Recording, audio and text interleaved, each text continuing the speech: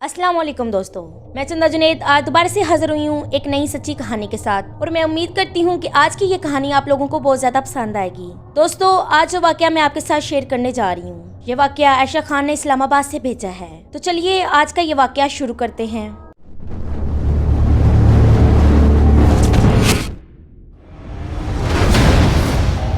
जैसा कि हम अक्सर घर किराए पर लेते हैं, बहुत सारे लोग पूरे मुल्क में, पूरी दुनिया में जो कि जरूरतमंद होते हैं, वो इस बात का बिल्कुल भी ख्याल नहीं करते कि ये घर असेबज़दा हो सकता है। लोगों को जहाँ कहीं भी सस्ते मकान मिलते हैं वो ले लेते हैं। ऐसे ही एक फैमिली ने घर किराए पर लिया था जिसका किराया बहुत कम था और उस फैमिली की आमदनी भी कुछ ज्यादा न थी। इसी वजह से वो उस घर में शिफ्ट हो गए। दिन गुजरते गए और उन्हें किसी किस्म का कोई भी नुकसान नहीं हुआ। जैसा कि आयशा खान कहती हैं कि हमें अलबत्ता ये महसूस होता था कि हम तो सो रहे हैं लेकिन किचन में कोई मौजूद है।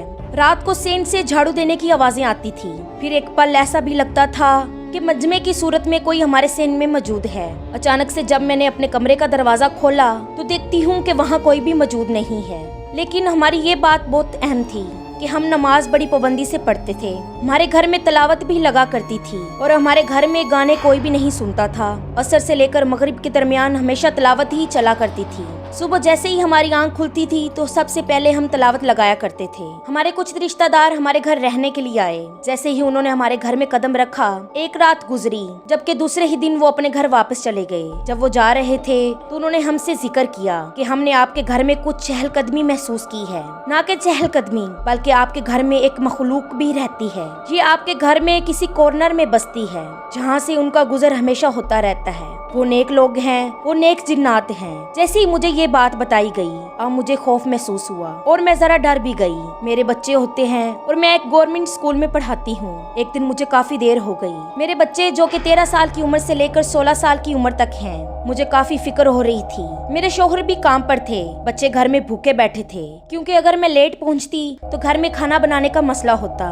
मैं काफी देर से घर पहुंची थी तो रास्ते में से मैंने समोसे वगैरह और खाने पीने की अशिया ले ली। जैसे ही मैं घर दाखिल हुई तो मैंने देखा कि मेरे बच्चे जिस तरह रोज मेरा वेलकम करते हैं, जैसे मुझे खुशामदीद कहते हैं, मुझे मिलते हैं, आज उनका रवैया बहुत ही मुख्तलिफ था। मैं माँ हूँ, मैंने अपने बच्चों को गौर से देखा। मैंने कहा, आज क्यों तुम सबके मुंह उतरे हुए लग रहे हैं? सब खैरियत तो है? तो मेरे बच्चों ने कहा कि अम्मी आप बाहर से कैसे आ रही हैं? तो मैंने कहा, बेटा आज काम से लेट हो गई थी इसलिए मैं अभी दाखिल हुई हूँ और देखो मैं तुम सबके लिए खाने के लिए समोसे लाई हूँ। मेरे बच्चों ने कहा कि आप तो हमें कह के गई थी कि मैं नहा के आती हूँ और आप वॉशरूम गई थी।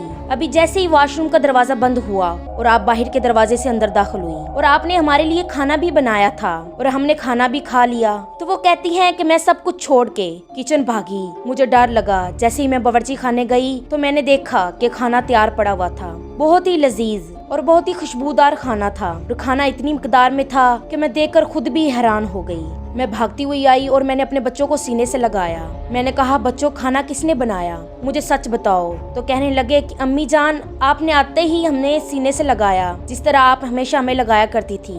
इसके बाद आपने कहा कि तुम सबको भूख लगी होगी इसलिए मैं जल्दी से जाकर खाना बनाती हूँ। तो अम्मी हम इसलिए घबरा रहे हैं कि आपने अभी तो हमें अपने हाथों से खाना खिलाया, इसके बाद आप नहाने के लिए चली गई और जैसे ही आप बाथरूम में दाखिल हुई और आपने बाथरूम का दरवाजा बंद किया, फौरी से आप बाहर से अंदर दाखिल हो गई। मेरे बच्चे मुझसे कहने लगे कि अम्मी हमें आपसे डर लग रहा है। मेरे बड़े बेटे ने तो खैर थोड़ा बहुत अपने आप को संभाल लिया, लेकिन जो छोटे बच्चे थे वो काफी घबरा गए। लेकिन मैंने कोई बात छुपाने की बजाय उन्हें पूरी बात बता दी कि अल्लाह के फरिश्ते आते हैं और इस तरह खाना खिलाते हैं। तुमने उर्दू की किताबों में पढ़ा ही होगा, आयतुल कुर्सी पढ़ते रहा करो, अल्लाह के फरिश्ते नाज़िल होते हैं। इस तरह मैंने अपने बच्चों को तो भला फुसला लिया और उन्हें ये बात भुलाने की कोशिश की, लेकिन मेरे दिल में एक वहम अजीब सा बैठ गया था। मुझे डर लगने लगा।